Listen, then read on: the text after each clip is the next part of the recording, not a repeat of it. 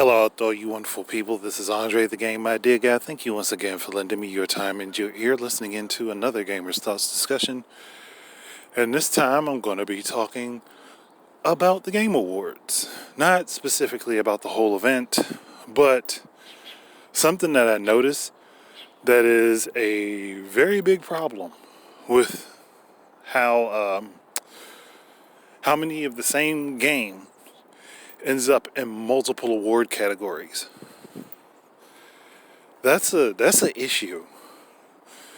Now, I know somebody's probably thinking that the first thought I'm going to say, well, I'm going to blame the committee of the Game Awards off the rip. While they are at fault in some ways, they're not fully at fault. And here's why. The big problem is that we don't really have any, well, we do, but we don't have very many games that purely fit into one or two different gaming categories like back in the day. Nowadays, so many games fit into a multitude of different categories, it's difficult to not have the same ones pop up multiple times. Again, the committee could have done more diligent work on finding games that are well known that fit into these genres that are not the same game more than 2 to 3 times. But the issue with that is that the number of titles that fit squarely into one genre or less 2 or 3 genres is far more difficult now, because you have multiple games that are open world, that are also action games, that are also RPGs, that are also something else. It's hard to lay that foundation to where you're not going to have a bunch of games jumping across multiple genres. Like, you could theoretically run across one game that fits 7 or 8 genres of gameplay just because of how it's designed. And it's mostly due to this idea that everyone has to have this big, expansive, non-linear, linear game. Yeah, I know I said that. Some, trust me, it's been an issue going back and forth where people want a game to be non-linear but linear at the same time. I want this game to be non-linear. I can go do whatever I want, but the story is going to tell me exactly where to go at any point in time I decide to join it. So that truly in and of itself is a huge issue. And I think this comes down to the bigger part of this comes down to gaming culture. Because over the last 2 generations, I say last 3 generations, where there was more of a push for open world and sandbox games, and there was more of a push for games to be super expansive and have multiple different things going on in them at the same time, that push is likely what caused this situation, where people weren't satisfied with the game just being an action RPG or a JRPG and maybe having a couple other additional elements in it. No. We have to have a skill tier system. We have to have an experience system. We have to be able to run and jump off of walls and climb through buildings and smash and break office chairs and shoot a rocket launcher across the city and blow up a helicopter. We have to be able to do all of those things in the same game, which causes a lot of problems. Now, while at the same time that does sound like it would be a lot of fun and exciting, you do have to pay attention to the drawback to that. The drawback to that is that there are a lot less simpler games that are being promoted that are just really good games purely and simply based on the genre that they started with. Now, there could be more curating done to hone in on which genres more specifically fit a certain game, because I don't think it's going to just be as easy as, well, you can't have a JRPG with a platforming element in it. Nope, that is not allowed anymore. You can't do that in particular because that stifles creativity. But I do think that, and this is on the Game Awards side of things now that I'm talking about, I do think that better curation is needed. Instead of a game ending up in multiple categories, and then certain games just should not be in certain categories, like based on musical score, and storyline emphasis and stuff like that. No, certain games should not be in certain categories, but that's a whole other discussion. Just looking at the way things are, though, they could do better curation. It does not help that the people that are on the board that vote all work within the industry. That is a problem in and of itself. What they should do is have a third-party board do the curation, instead of it being people that are executives at different game companies. Hire a third party to do your curation. Somebody who does not have your inherent bias towards the products that you make.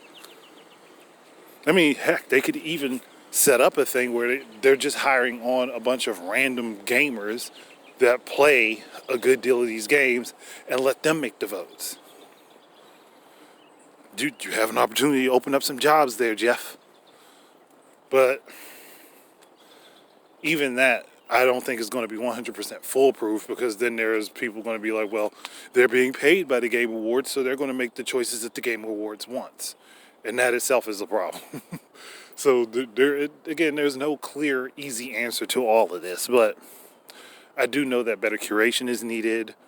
And sometimes developers pull back a little bit. Y'all don't have to throw everything that you can think of in a game. How about worrying about the functionality of the game and how fun the game is first before you try to lob every genre into it? And gamers, stop asking for every game to be a Breath of the Wild, to be a freaking Dark Souls, or to be a Doom. Stop asking for every game to be that. Not every game is meant to be that. That is another problem. So, I mean, this is multi-tiered. There's no one sole entity to blame for this. It's an across-the-board thing. I'm only bringing it up with the Game Awards because that is currently considered to be the biggest award show for gaming at this point in time. Now, I think that some of the smaller institutions and some of the game magazines probably have the same problem, but I'm not curating and scouring through all of their stuff. Just, it would take too much time, and there are way too many different entities to sit down and look at.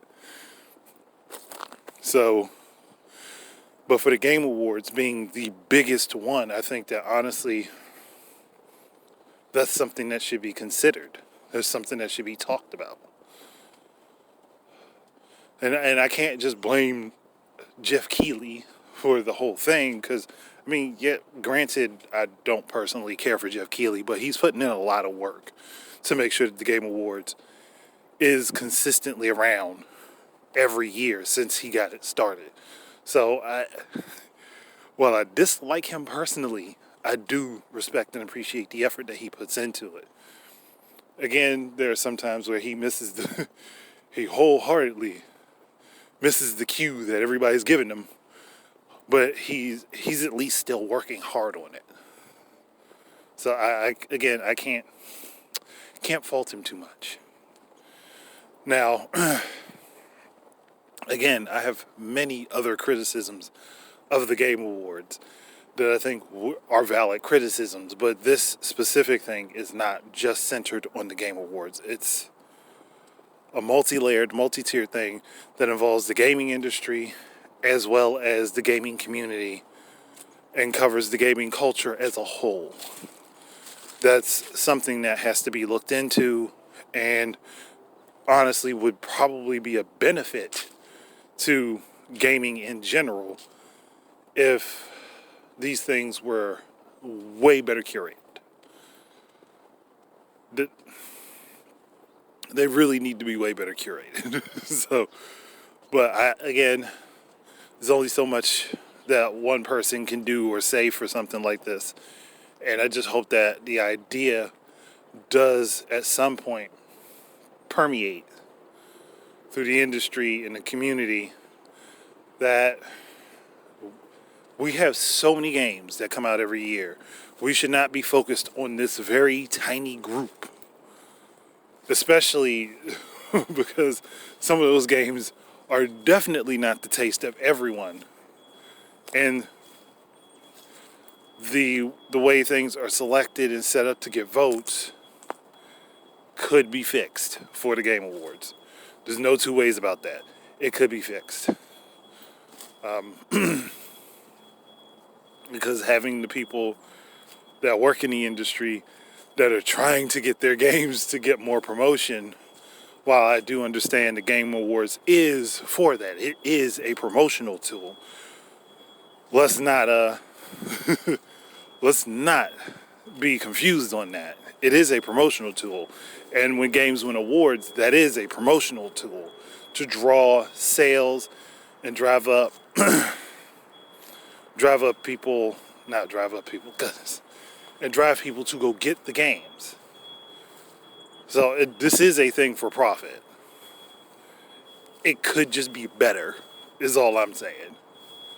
And it's better to do something that helps out more of the industry than less of the industry. I think that makes more sense to say it that way. But I don't really have anything else to really run with at this moment. I think I've said enough. So if anyone has any opinions or anything that they would like to add on this particular subject, I do have another discussion I do want to make on the Game Awards.